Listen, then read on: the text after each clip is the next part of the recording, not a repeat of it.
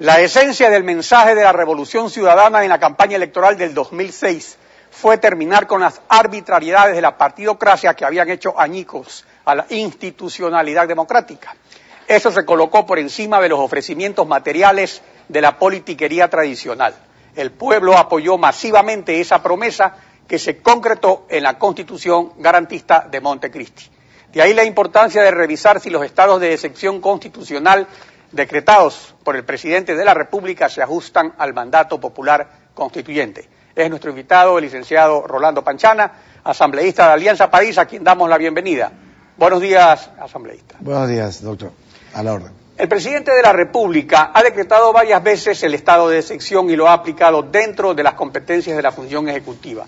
La primera vez que lo decretó para aplicarlo en otra función del Estado fue para la Asamblea a raíz de la sublevación policial del 30 de septiembre.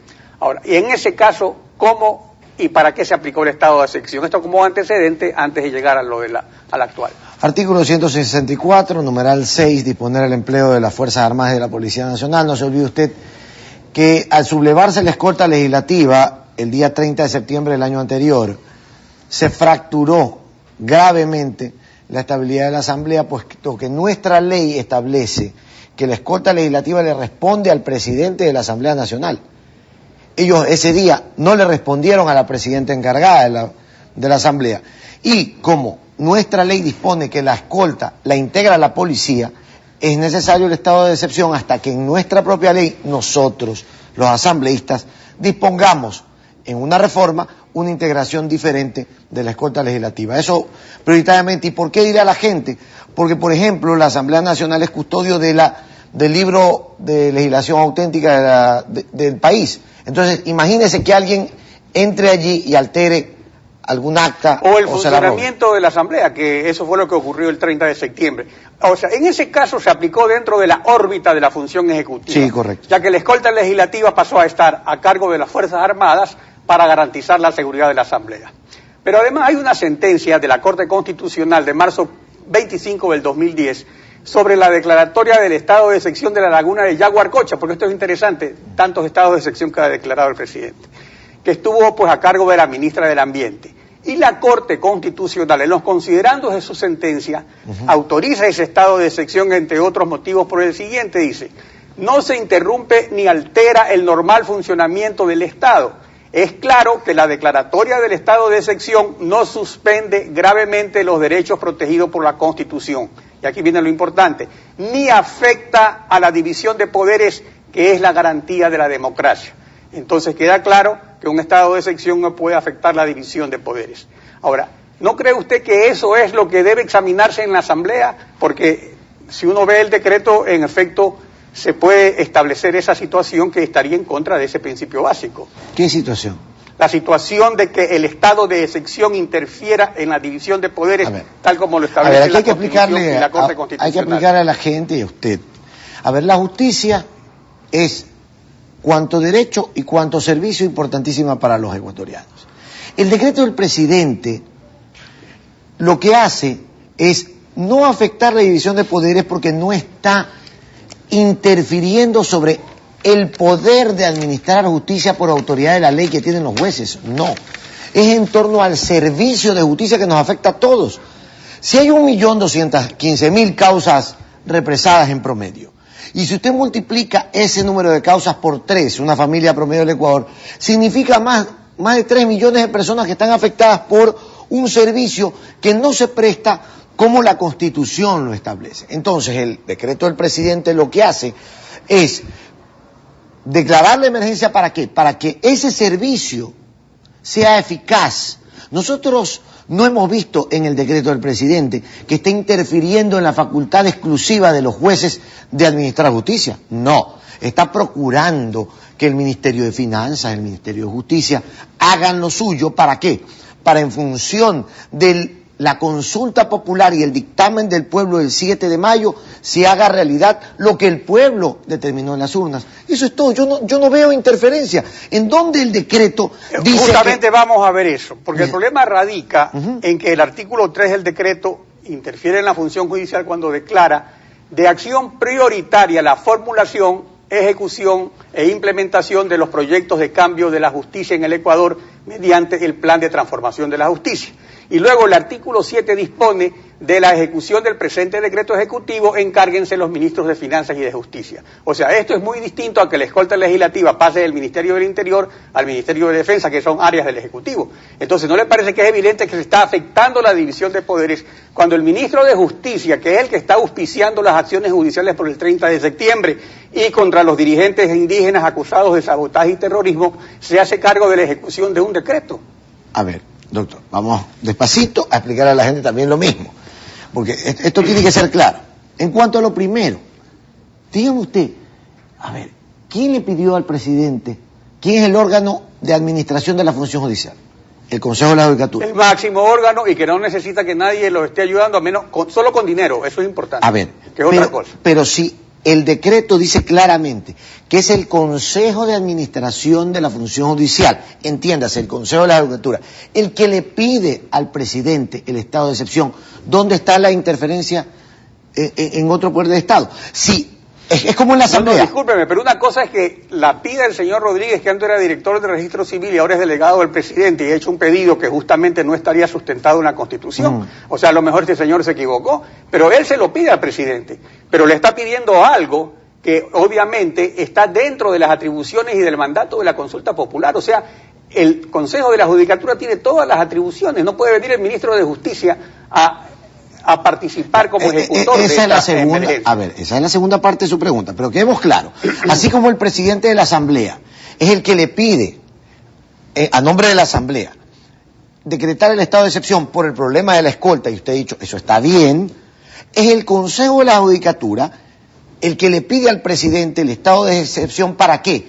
Para, en cuanto al servicio de la justicia, implementar lo que el pueblo decidió en las urnas a través de mecanismos más ágiles que los que son normalmente establecidos. Disculpe, pero eso está dentro de sus facultades. Por ejemplo, hacerlos trabajar el sábado no necesita un decreto de excepción. O sea, de que se le asigne recursos suficientes tampoco. Para eso no se necesita, para eso hay el estado de emergencia en el artículo 57 de la Ley de Contratación Pública. A ver, pero si usted lee el artículo 164, además usted mismo lo ha citado, la Corte Constitucional tiene que determinar el tema, en primer lugar, tiene toda la facultad para determinar mediante el control de constitucionalidad si esto se apega o no a la Constitución.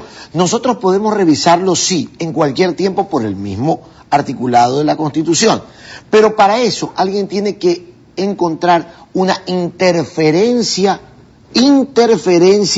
del Ejecutivo en la función judicial. ¿Cuándo el Ejecutivo interferiría en la función judicial? Cuando a un juez o a varios jueces les usurpe la facultad exclusiva de administrar justicia.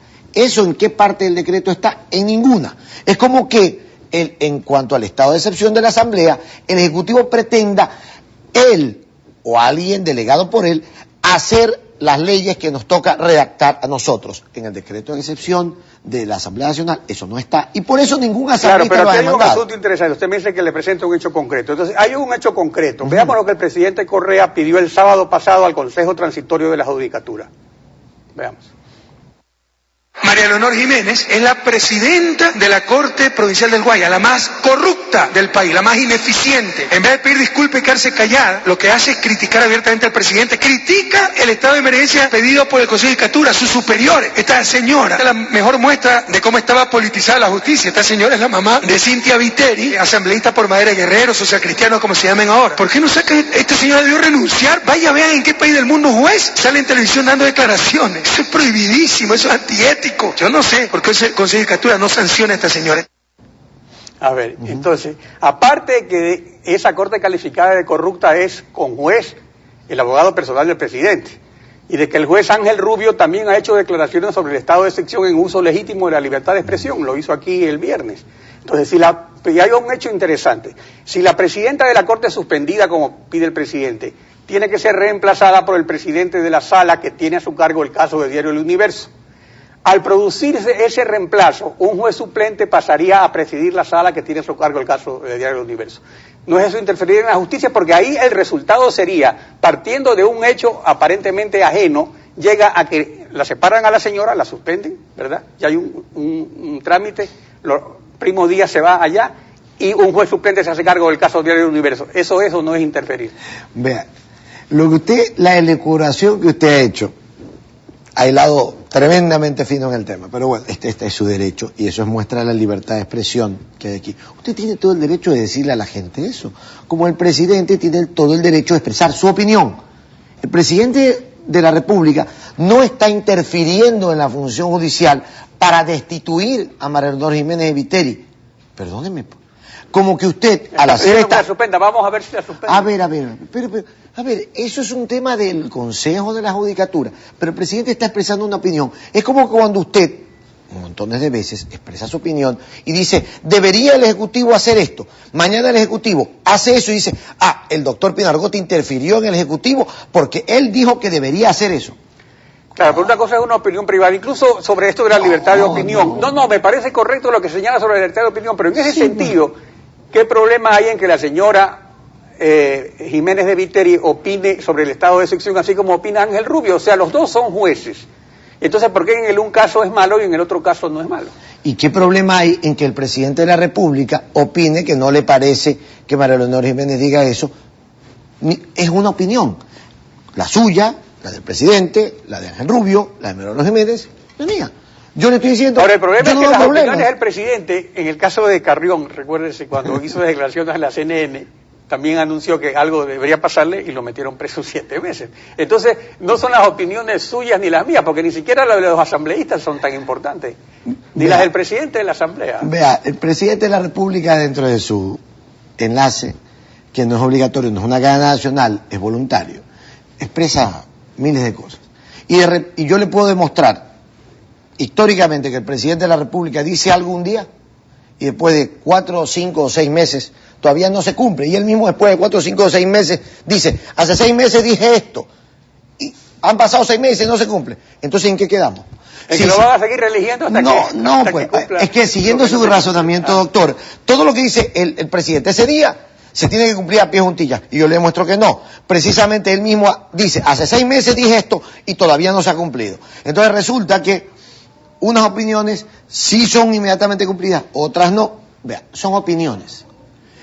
El derecho que usted tiene a opinar, el que yo tengo, el que él tiene, es la muestra de la libertad de expresión en este país.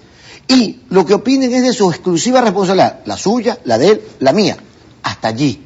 Y luego en la cuestión de la justicia vamos a ver lo que pase respecto a este caso. Pero eso son los que hablan. Correcto. ¿Eso es responsabilidad de quién?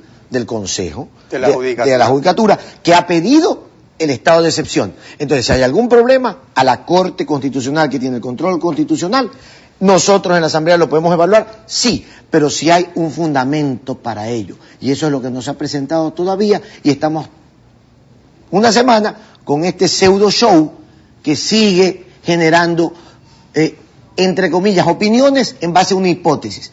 Todavía no tenemos en la Asamblea nadie que haya dicho, este es el problema de ese decreto. Cuando lo tengamos, lo podremos examinar si eso realmente está bien fundamentado. Asambleísta, muchas gracias por su participación en Contacto Directo.